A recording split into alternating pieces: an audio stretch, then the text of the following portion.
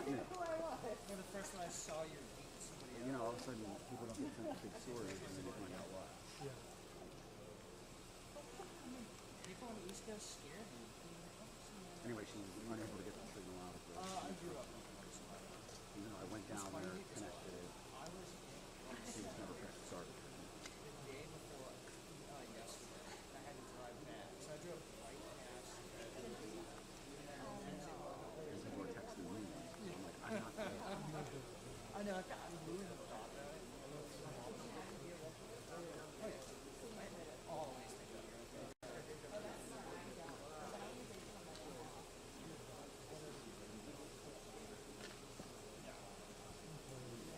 That was a nice little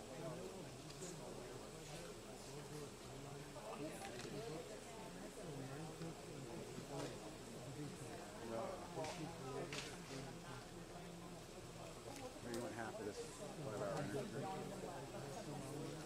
The way you drink it.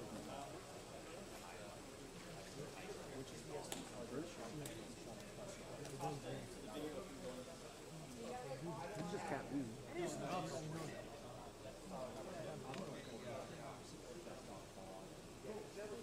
why you keep it around healthy.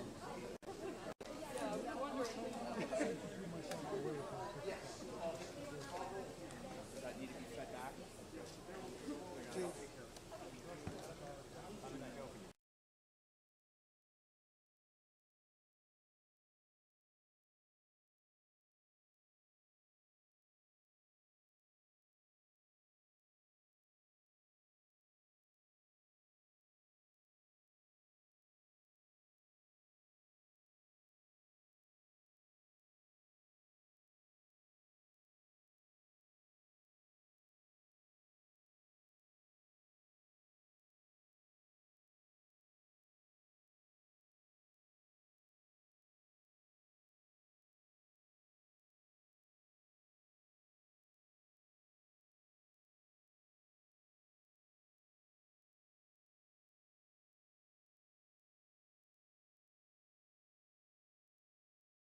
Prepared to hold the Blair County charges like in abeyance, or what the legal term is? The Blair County charges are still active. We intend on prosecuting them, but we also intend on cooperating with the New York City Police Department and Manhattan DA's office.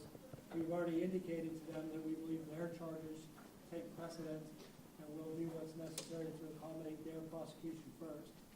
But that doesn't mean we're getting rid of our charges. Sir, in the hearing, when bail was being discussed, you brought up the same points that were brought up last night, the Faraday bags, the cash that was found, and things that it seemed like they amounted to a significant flight risk.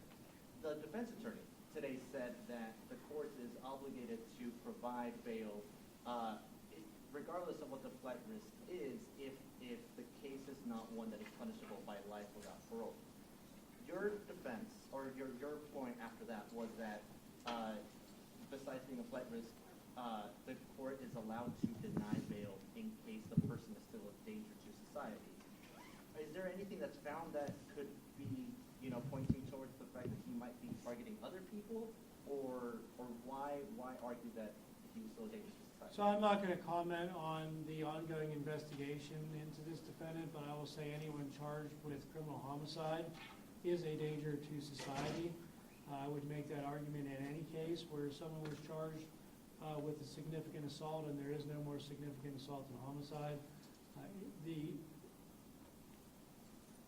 What the defense attorney said is simply the judge was permitted to give bail if the judge chose to. The judge was also permitted and authorized under the Constitution to deny bail as he chose to do based on the factors that the judge had available. Yes, ma'am. I'm not sure. Yes, ma'am. Again, I'm not going to comment on the ongoing investigation. I know that the Altoona Police Department has and will continue to diligently investigate it. I was privileged to be able to work, first Assistant Smith and I, with the Manhattan prosecutors and the New York City Police Department, the Pennsylvania State Police, and all the other law enforcement entities. So they're all very aggressively and diligently investigating this, but I'm not going to speculate on what might come in the future. In terms of the timeline, what are you expecting the defense to do in the next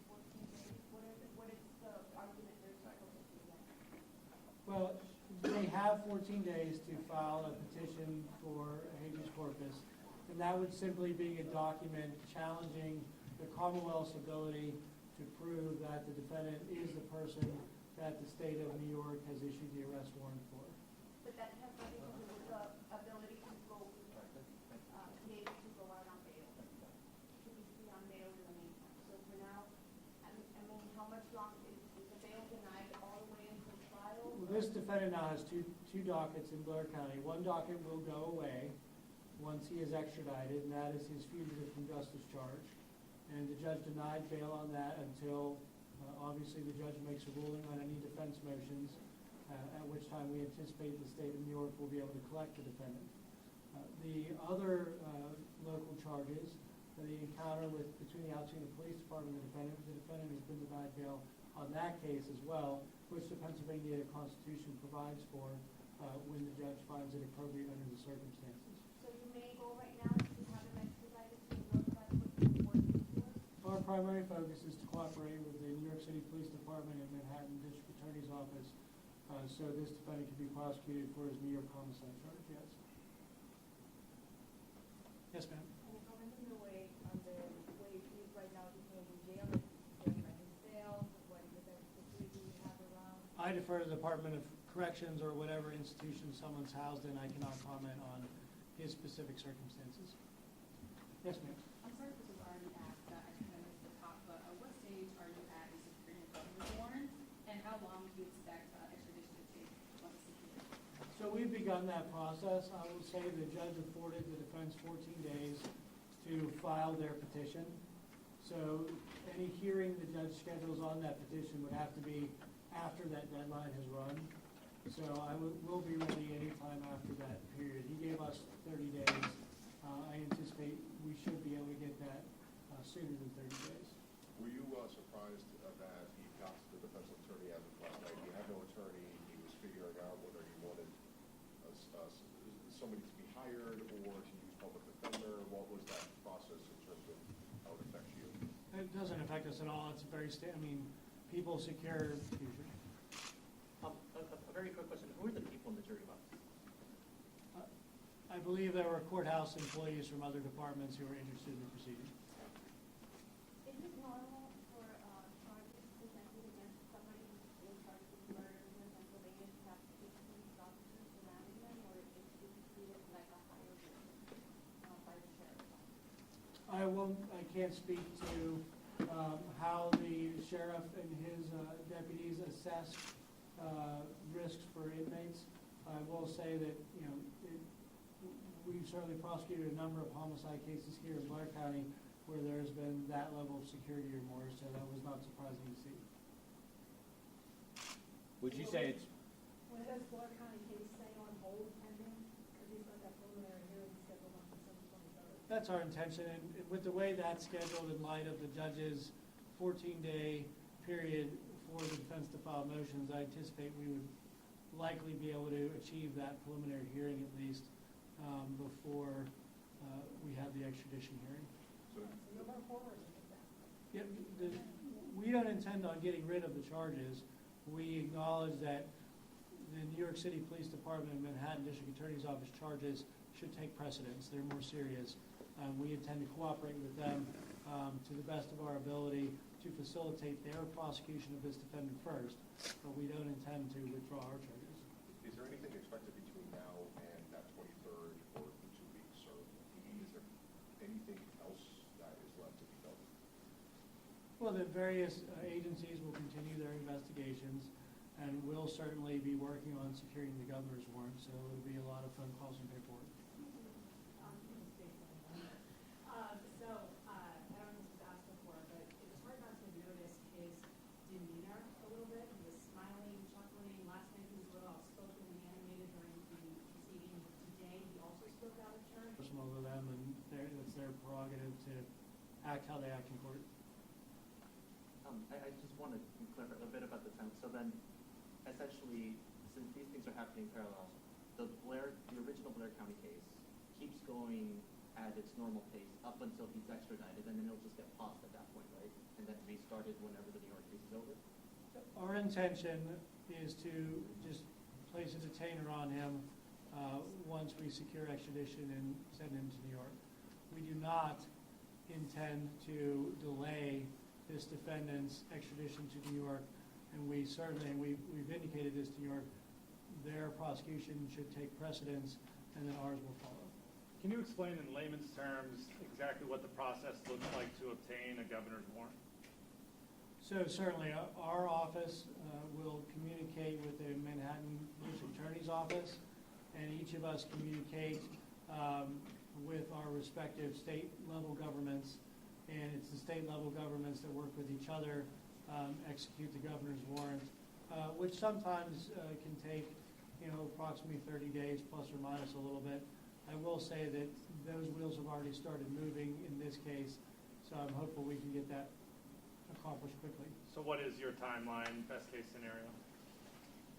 I'm not gonna, I'm hopeful we can accomplish it quicker than normal, but I'm not going to speak for the state of Pennsylvania or the state of New York in terms of how fast they turn that around, but I can say that I spoke with him last night. Anything that you can share about what that conversation was like? I'm not going to speak, just small talk. Have you been contacted by any other counties in Pennsylvania where there are investigations going on into his activities? We've not talked to any other counties in Pennsylvania. Would you say it's fair to say that the extradition will likely not happen this year, or do you think it could possibly? I'm not going to comment on that because it's the judge who's going to schedule the hearing, and we'll be ready for the hearing when the judge schedules it. Also, do you have a response to threats that were made towards the Altoona Police Department and all that throughout this process over the last 24 hours or so? We certainly take threats towards anyone very seriously. Certainly, everyone has to do their job. I think the governor is certainly, threatening, the police or anyone just carrying out the duties of their job is not acceptable. Are you aware of the McDonald's employee being sacked in the College Street? I'm aware of allegations that we're investigating. And just also a follow-up, there's been threats towards the McDonald's and employees, and I'm sure you know of that. Do you have any response there as well? I'm not going to comment on pending investigations. The reference in the hearing to something that happened in chambers, was that entirely about the defense attorney wanting private time to talk to the defendant, or was it, am I understanding that correctly? Or was Yes. it more than that? Yeah, it was a request by the defense attorney for there to be time for him to speak with his client, which is certainly not something that the district attorney's office would ever interfere with. Here or in the SCI Huntington? They were discussing with the judge where to accomplish that, and I'm not sure where that will occur, but certainly the defendant has a right to consult with his counsel, and we would never stand in the way of that. Thank you. Thank you so All right, much. thanks, guys.